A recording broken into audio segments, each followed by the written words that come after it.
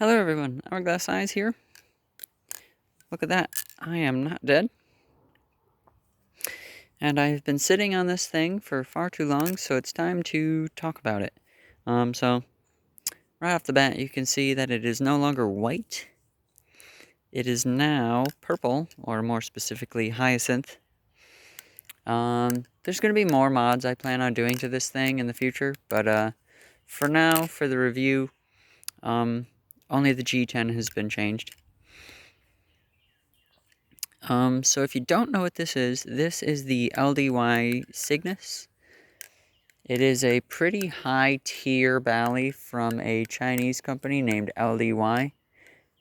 And don't be discouraged by the fact that they are out of China, because their products are very high quality. They aren't a clone company. They are their own company. They make really high quality stuff, and this thing is fantastic. This thing is like my new favorite thing to flip right now. It's just super good, and I love it. So yeah. So for construction, you have G10 titanium, and it's like a sandwich kind of construction. But instead of the G10 just kind of sandwiching on top of the titanium, it's more like an inlay.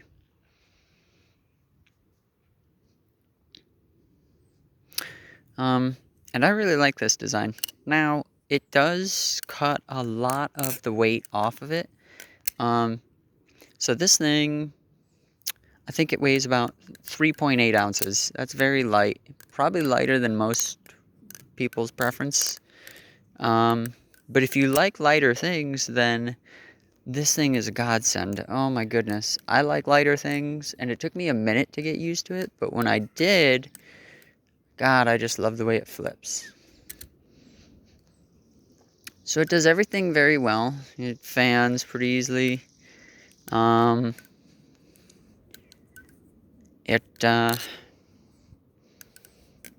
It does chaplains very well, and I'll talk about why it does chaplains so well later. Yeah, it does rollovers. Let's see, you can aerial with it, no problem. It's got good grip down here on the spacers, so you can do like ladders and stuff like that. Yeah, I don't know. I just think this is a very fantastic bally that not a lot of people are giving attention to. So, in talking about the ability to do chaplains and the fact that it's like this inlay, you can see that there's a spot of titanium right here where it kind of wraps around, and there's no G10 to touch there. And that spot is right where your finger would sit during a chaplain. And the back of this thing, I wouldn't say it's completely... Well, yeah, it's crowned. It's just kind of got like this weird... I don't know. It's very smooth, and it's crowned, but it's not like completely rounded over. There is still a flat spot, but it doesn't matter, because that little rounded like crowned area being very smooth, combined with the very smoothness of the titanium section of the handles, makes for a very comfortable position for your finger to sit in while you are doing chaplains, and that is very nice. I very much appreciate that. These big cutouts here, having mostly G10 surrounding them, give you excellent grip for different, I don't even know what that trick was I was just about to do. It gives you excellent grip for things like fans, especially like palm fans. Right, this thing palm fans exceptionally well. It just does all of the fans I like to do very well.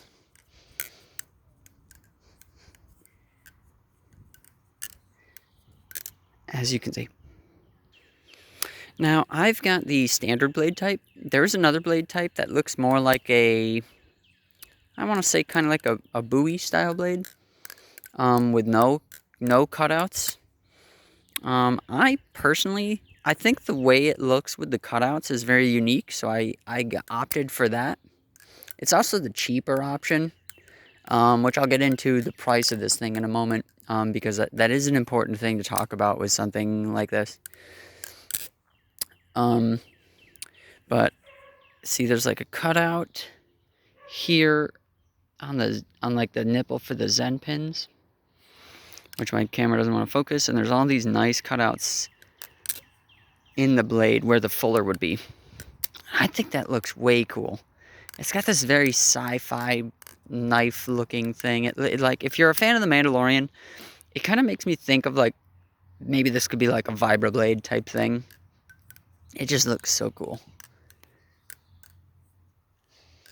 And that helps it flip better. The sound on this thing.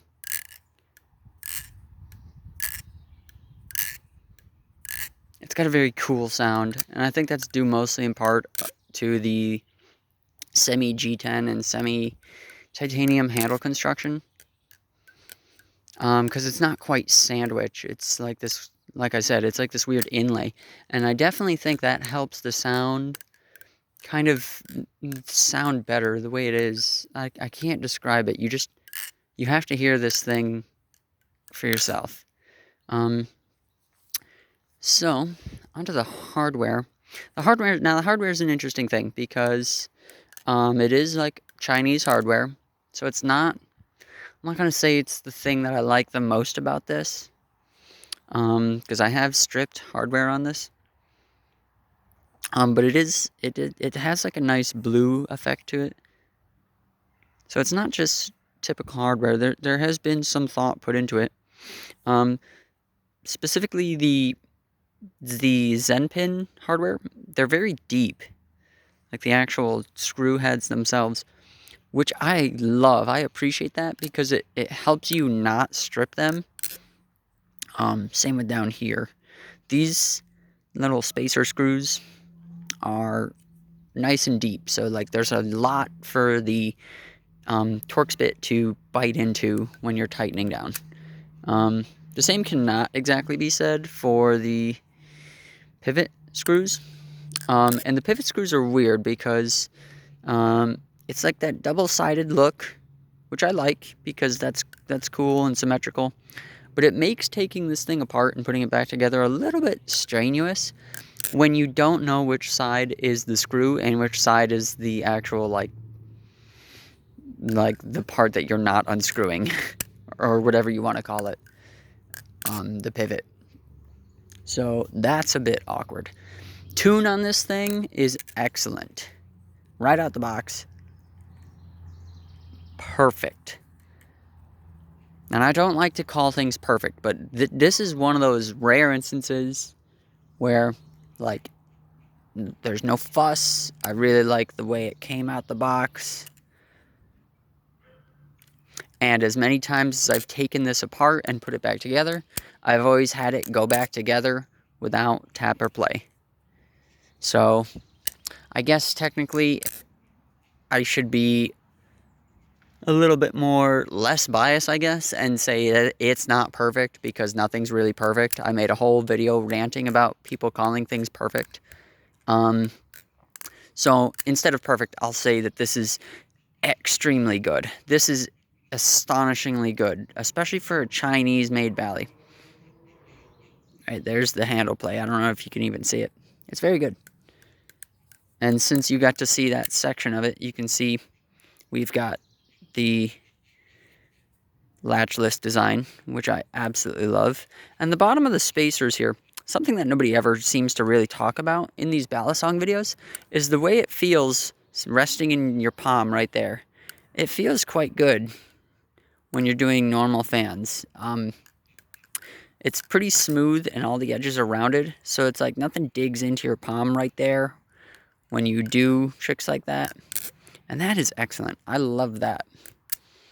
So now that we've talked about how well it flips and how much it weighs and how it feels and the hardware, I suppose we should talk about balance. Now, I don't know for the Bowie blade, but I know for this one, it's fairly neutral, which is another reason as to why I like it so much in particular, because neutrality is really what I like in a balisong's balance. I don't like it to be too biased towards either the blade or the handles, and that's just my preference. That's just what I'm used to. So that's not for everybody, but it is for me.